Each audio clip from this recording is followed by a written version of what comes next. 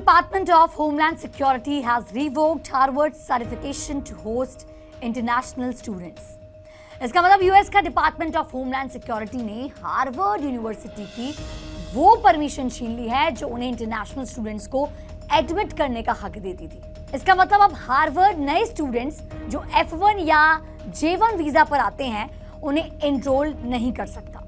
जो स्टूडेंट्स पहले से वहां पढ़ रहे हैं उन्हें या तो कोई और यूनिवर्सिटी ज्वाइन करनी होगी जो DHS के नियम मानती हो, वरना उनका वीजा स्टेटस खतरे में आ सकता है। अब हुआ क्या है, चलिए आपको बताते हैं। यूएस का डिपार्टमेंट ऑफ होमलैंड सिक्योरिटी, जिसकी बॉस हैं क्रिस्टी नोएम, उन्होंने हार्वर्ड यूनिवर्सिटी की वो परमिशन छीन ली है जो उन्हें इंटरनेशनल स्टूडेंट्स को लाने का हक देती थी। अब ये permission students and exchange visitor program यानी कि SEVP के तहत आती है, जो एक फेडरल सिस्टम है जिसमें विदेशी स्टूडेंट्स के वीजा स्टेटस को ट्रैक किया जाता है। इसका मतलब अब हार्वर्ड नए इंटरनेशनल स्टूडेंट्स को एडमिट नहीं कर सकता और जो स्टूडेंट्स पहले से वहां पढ़ रहे हैं लगभग जैसे 6800, उनके लिए भी बड़ी मुसीबत हो सकती है। उन्हें या तो किसी दूसरी यूनिवर्सिटी में ट्रांसफर करना होगा जो DHS के नियम फॉलो करती हो, वरना उनका वीजा स्टेटस खतरे में पड़ सकता है, यानी उन्हें अमेरिका छोड़ना पड़ सकता है। क्यों हुआ ये सब? ये सब एक पॉलिटिकल और आइडियोलॉजिकल लड़ाई का हिस्सा है। जी हां, ट्रंप प्रशासन का कहना है कि हार्वर्ड में कुछ गलत हरकतें हो रही हैं, जैसे एंटी सेमिटिज्म, यहूदी विरोधी बातें। उनका दावा है कि हार्वर्ड यहूदी स्टूडेंट्स के लिए सेफ माहौल नहीं दे रहा है। दूसरा, प्रो हमास और एंटी अमेरिकन बातें, यानी प्रशासन का कहना है कि हार्वर्ड के कैंपस में हुए प्रोटेस्ट और DEI प्रोग्राम्स के जरिए ऐसी बातें प्रमोट की जा रही है जो अमेरिका के खिलाफ है या टेररिज्म को सपोर्ट करती हैं। तीसरा, चाइनीज कम्युनिस्ट पार्टी से लिंक। उनका यह भी इल्जाम है कि हार्वर्ड ने चाइना की पैरामिलिट्री फोर्सेस के मेंबर्स को ट्रेनिंग दी है, हालांकि इसके लिए कोई पक्के सबूत नहीं है। DHS ने हार्वर्ड से कहा था कि वो अपने इंटरनेशनल स्टूडेंट्स के डिसिप्लिनरी रिकॉर्ड्स और प्रोटेस्ट के वीडियोस, ऑडियोज, फोटोज दे। हार्वर्ड ने पहले तो ये रिकॉर्ड्स देने से मना कर दिया और जब थोड़ी सी जानकारी दी तो DHS ने कहा कि ये काफी नहीं है। इस वजह से DHS ने गुरुवार को हार्वर्ड की SEVP सर्टिफिकेशन खत्म कर दी। अब 72 घंटे का अल्टीमेटम दिया कि अगर रिकॉर्ड्स नहीं दिए तो ये बैन परमानेंट हो जाएगा। अब इस पर इंटरनेशनल स्टूडेंट्स का क्या कहना है और इस पर इंटरनेशनल स्टूडेंट्स का होगा क्या? सबसे बड़ी बात, हार्वर्ड में 27% स्टूडेंट्स इंटरनेशनल है, यानी लगभग 6800 स्टूडेंट्स। इनमें सबसे ज्यादा स्टूडेंट्स है चाइना से हैं, 1000 समथिंग, फिर Canada, India, south Korea, Britain, Germany, Australia, Singapore और जापान से। जो स्टूडेंट्स इस सेमेस्टर्स में ग्रेजुएट हो रहे हैं वो अपनी डिग्री ले सकते हैं, लेकिन बाकी स्टूडेंट्स के लिए ये सिचुएशन बहुत खराब है। उन्हें किसी दूसरी SEVP सर्टिफाइड यूनिवर्सिटी में ट्रांसफर करना होगा।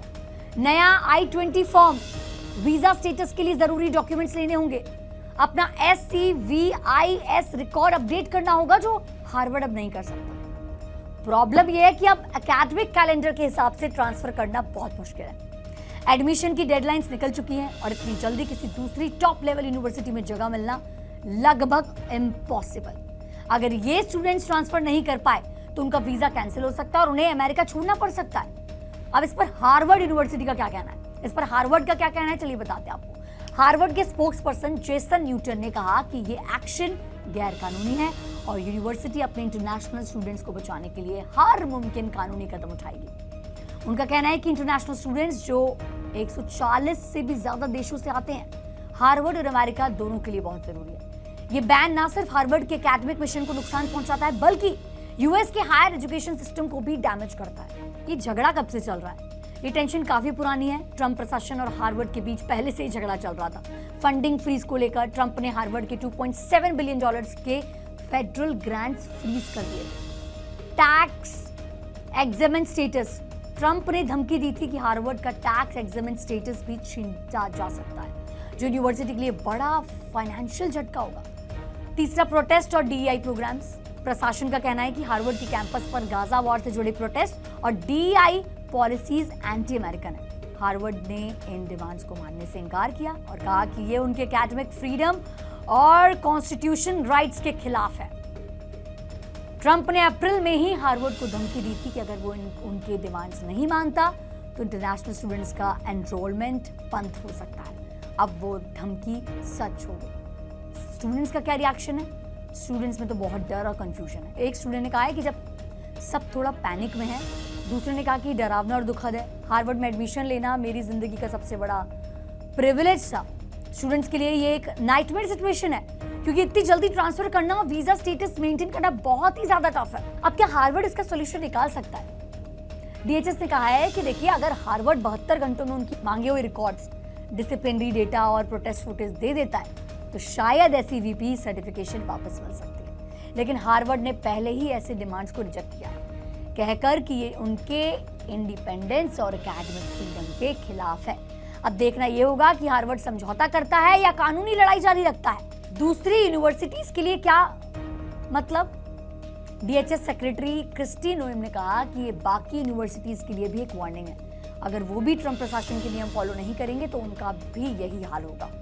ये बात यूएस के हायर एजुकेशन सिस्टम के लिए बड़ा रिस्क है, क्योंकि इंटरनेशनल स्टूडेंट्स यूनिवर्सिटीज के लिए एकेडमिकली और फाइनेंशियली बहुत जरूरी है।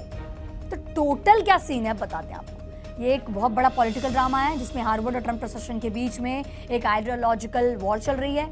हार्वर्ड के लिए एक बड़ा झटका है, क्योंकि इंटरनेशनल स्टूडेंट्स उनके स्टूडेंट बॉडी का एक बड़ा हिस्सा है। स्टूडेंट्स के लिए एक इमरजेंसी वाली सिचुएशन है ये। उन्हें जल्दी से कोई और यूनिवर्सिटी ढूंढनी है, वरना डिपोर्टेशन का रिस्क है। हार्वर्ड कह रहा है कि वो लड़ेगा, लेकिन ये फाइट कितनी देर चलेगी और क्या रिजल्ट होगा यह भी अनक्लियर है। फाइनेंशियली हार्वर्ड को नुकसान हो सकता है, लेकिन उनका एंडोमेंट इतना बड़ा है कि शायद वो इससे झेल ले। असली प्रॉब्लम स्टूडेंट्स के लिए है, जो अब अनिश्चितता था। आपकी क्या राय है? आप हमें कमेंट सेक्शन में जरूर बताएं। साथ ही साथ हमारे चैनल को सब्सक्राइब करना बिल्कुल ना भूलें।